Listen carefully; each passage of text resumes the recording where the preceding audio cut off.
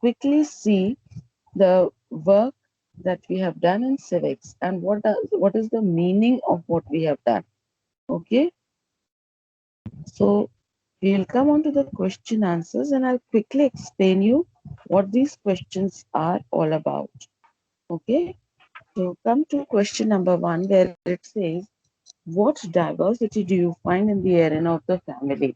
So they are asking you that in a family, what are the differences that you see? And to this, you have answered that there are vast diversities in a family. And you, why I'm explaining? Because many a times you are free. Once you know the meaning of the question answers, you can definitely answer these questions in your own words, but make sure that you are grammatically correct. That means your grammar, English grammar while writing these answers should be correct. So here you are saying that how the families are different. What are the differences that you see in a family? The answer would be there are many differences. In a family, some members are extroverts. That means they are outgoing. They tell everything. They talk a lot. They are outgoing. They are very fun-loving people, very bubbly people. Whereas others are very sober, very shy, very quiet. They do not chatter so much. Then they talk of teenagers.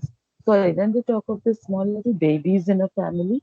Now, definitely the babies or the infants, as we call them, they are the ones who are totally dependent on other family members. They cannot do anything on their own. We are looking after them. And it is the elders in the family who look after the babies. Then the teenagers. Now, the teenagers are the ones, I hope you know the meaning of teenager.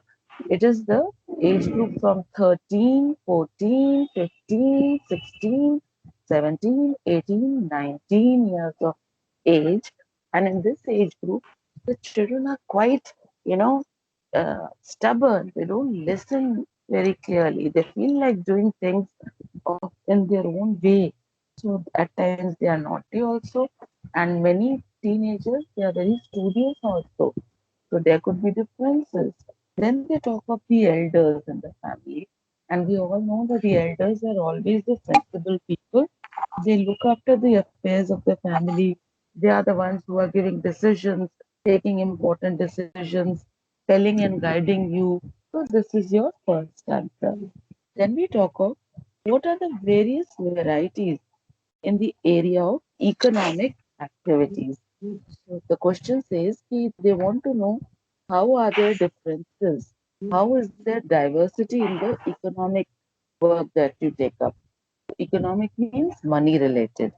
So here they tell you that since the old times, in the early man's stage also, the work was divided among people. Some went for agriculture, the others looked after the household, some went for hunting. So it was a proper division of work that they followed. And gradually, this division of labor means work, division of labor helped people to grow in civilization. Because if one person did the hunting, one person did the cooking, one person looked after the kids, the things would have been very difficult. They would have not survived. But since the work was divided among each other, so the society got chance to grow. They had extra time for other activities like sitting next to the fire and enjoying a little time in the evening or maybe whenever they got free. Please switch off your mic. The rest of you, please switch off your mic and please don't interrupt. And in this particular answer, they talked of three activities. The primary activity. Primary activity means the basic requirement, जिसके बिना आप जी ही नहीं सकते हो. So what are these? Agriculture, hunting, fishing, herding. You know what herding is? Where you domesticate animals. Okay. So these were the primary activities. Why? Once they practice active, once they practice agriculture, that means they grew plants. That means those plants could be directly used by them. And supposing they went for hunting, whatever animal they hunted, they could burn, cook, and eat. Fishing, they could catch, roast, and eat. herding domesticated animals for their milk, meat, etc., and they ate it, consumed it strictly. So that was the primary activity. Then we have secondary activity. Secondary activities means things which are dependent on primary. They are called secondary activities, like weaving. Now, how do you weave? Maybe you are weaving with a bamboo stick. Okay, so you need a plant first, you chop off the bamboo leaves, and then you weave a basket maybe. For coloring also you need plants. The various flowers, their colors are used for dyeing. Carpentry, that means woodwork. Any even a small little cart which was made, a wheel which was made by early man, was made from the bark of a tree.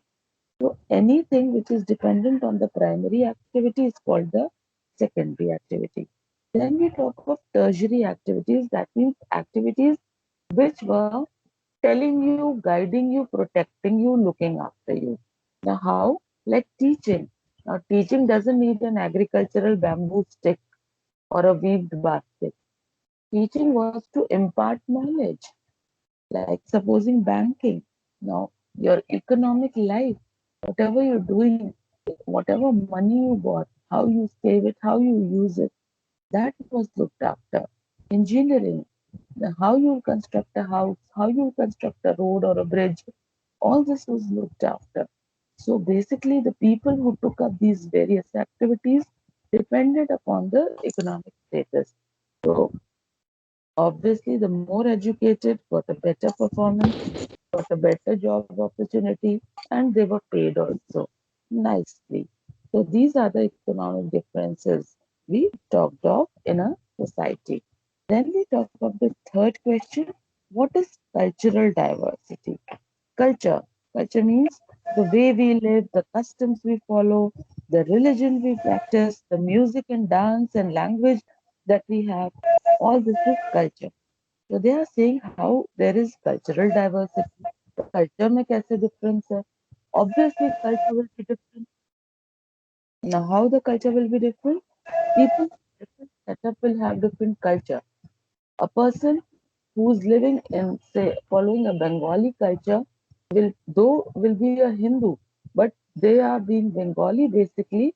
They will be doing Durga Puja maybe more, or a Punjabi, though they are Hindus, but what basically they are doing?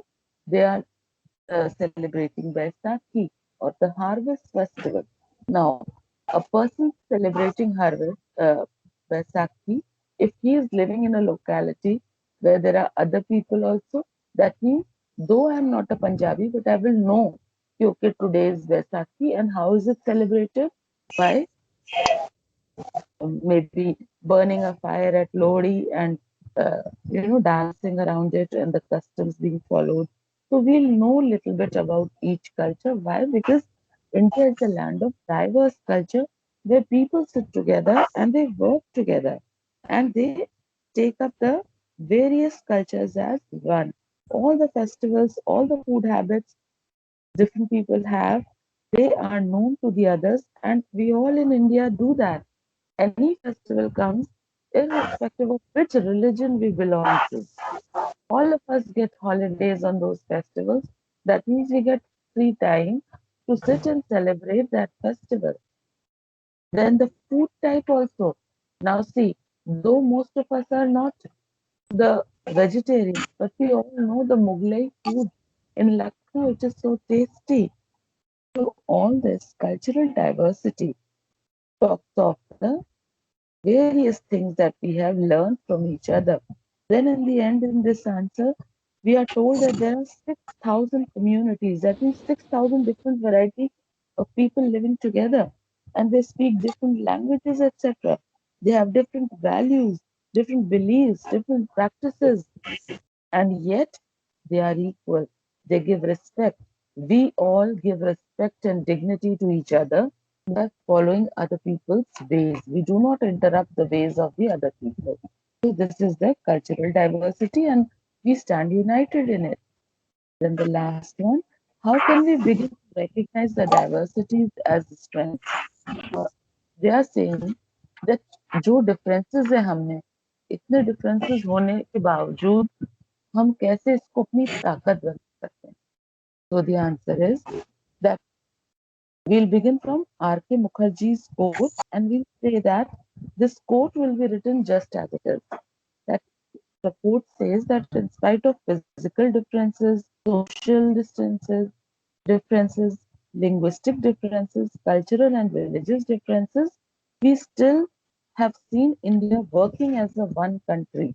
Then in the end, we are also told that India is a nation which has the right, every individual has the right to follow whichever religion they feel like and the way they feel like, only if they are not disturbing the rights of the others. That means whatever religion I want to follow, whatever place I want to go to worship, I can go, and so can you. Nobody will stop you, and the government looks after the uh, rights of every person. Government treats everyone equally, and it also looks after and proclaims that there is no state religion. That means the government in power will not enforce its own religion. Everyone is free, and all people of India, they have one religion. And what is that? Being the Indian first, being an Indian. Okay, so these are the answers. And if you have any doubt in it, please ask right now. Just as we have done civics, do you want me to do history also? Explain you the question